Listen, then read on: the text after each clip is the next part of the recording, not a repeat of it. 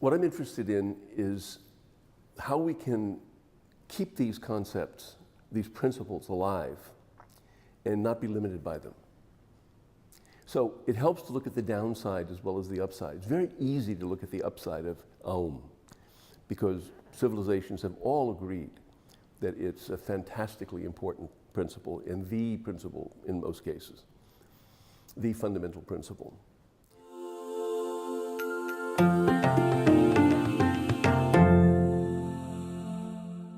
The problem is that when you posit something as the main principle, you exclude everything else that's not it.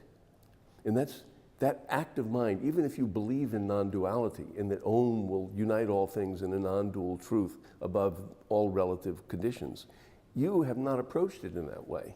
So you're blocking it by your very claim that Om is the ultimate. We need to be softer, gentler, and allow Om to be there and see what it does empirically.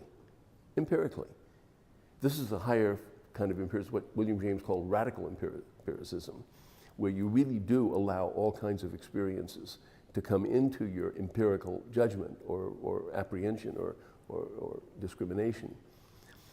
And that's a powerful idea because it really does give you permission to experience whatever comes up.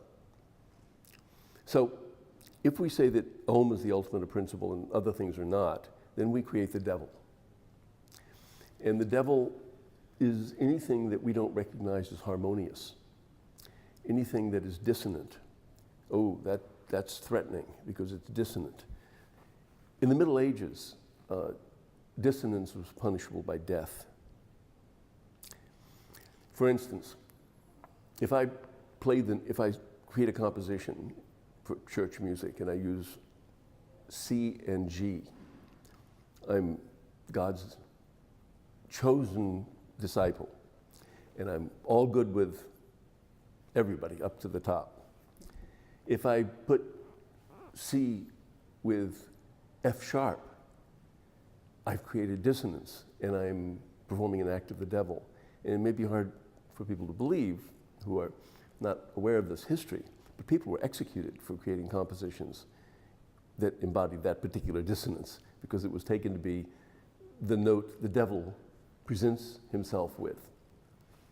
So years later, C and F sharp were harmonious in people's, it's like the first time that Stravinsky played Rites of Spring in Paris, people rioted and threw things, and people sued Stravinsky after for damaging their ears. Now you hear the sounds of Stravinsky and it just sounds like music. You know, it's just beautiful music because you've heard it for so long.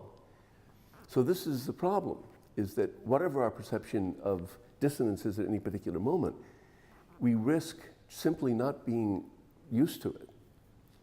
And a couple of years later, we might find that to be extremely beautiful. So what is the devil but the opportunity to engage in what we haven't yet been able to find the non-dual reality of? So Om is in dialogue with the absence of Om. That's why it contains all sound. It contains the possibility of dissonance within itself by the range of where it goes. Aum. All the things that I can do between ah and hum. A lot of opportunities for mischief.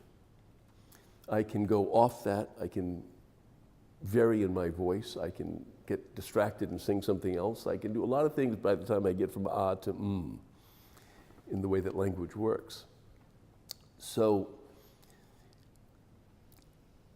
the projection of absence of perfection is an extremely dangerous approach to reality. Okay, how does that relate to practice? Take yoga, for example. The idea that there is one yoga or that there is a right way simply doesn't respect the fact that bodies are really different from each other, that no two bodies are alike. And you get people who are really great. Everybody has seen the perfect yoga practitioner. You can't criticize anything. It's just perfect. That's a little bit like magazines presenting very skinny women as the ideal for how all women should be. You create a kind of bulimia. People want to expel the things that they have taken in because they're not good enough to be like the image. So when you present yoga as though it were Om, as though it were the perfect body, the perfect way of doing it, we all look at those images of incredibly beautiful people doing incredibly perfect yoga, and we think, whoa, that's got to be the divine reality itself. Until we start to think about doing it or being what you are, it makes you think you're less than that. And that's a big problem. Because there are infinite yogas. There are as many yogas as there are individual people. And in fact, every practitioner of yoga is inventing yoga for themselves. They may do it so well, so within the terms of acceptable difference or sameness, that nobody notices that it's an individual yoga, but it still is, because every reality is absolutely singular in itself. That's the absolute, you see. The absolute is not Aum as an ideal. It's the fact that Aum is intrinsic to every singular event that is unlike any other event. And that's a very hard thing to know. It's a very hard thing to think. It's a very hard thing to justify. So religion doesn't bother justifying that, or it pays lip service to it and then moves on to its abstractions and the things you should be that you're not.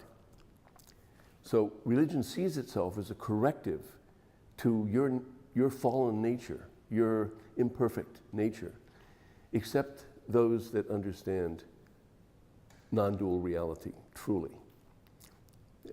The Tibetans call that Mahamudra, the great symbol, which represents nothing as an abstraction, but sees that it's empty of abstraction. That's what emptiness means. It's empty of pre-judgment.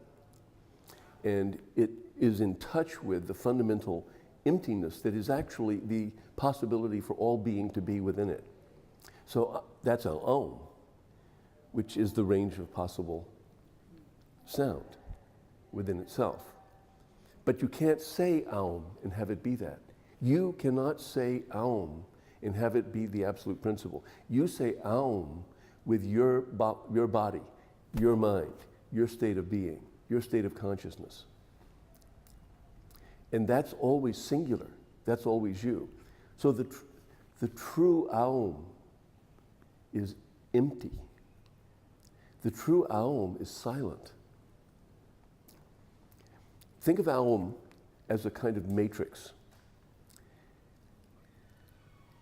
Within that, there's a swirling reality of sound, of reality, of the sound that we all are. At the bottom of that is no sound. It's the soundlessness from which sound comes. That's the 0 point. The 0 point is what I call the axis. That's the what I call axial, because it comes down to that 0 point. It's without prejudgment. It's without presumed pattern.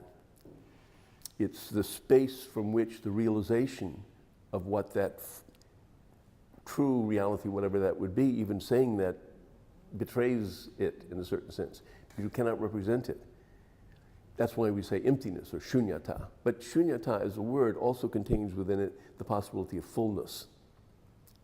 That's etymologically, speaking of etymology. And Aum has to be understood that way.